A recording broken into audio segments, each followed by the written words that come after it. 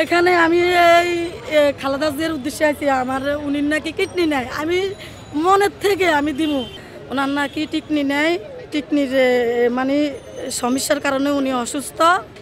তো আমি ওনারে কিডনি দিবার উদ্দেশ্যে আইছি। উনি তো আমার মায়ের মতো, আমার তো মা নাই।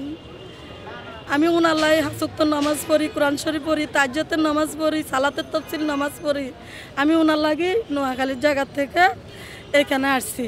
তো আমি মনে করি কি উনি বাঁচলে উনি তো জনগণের সেবা করতে পারব।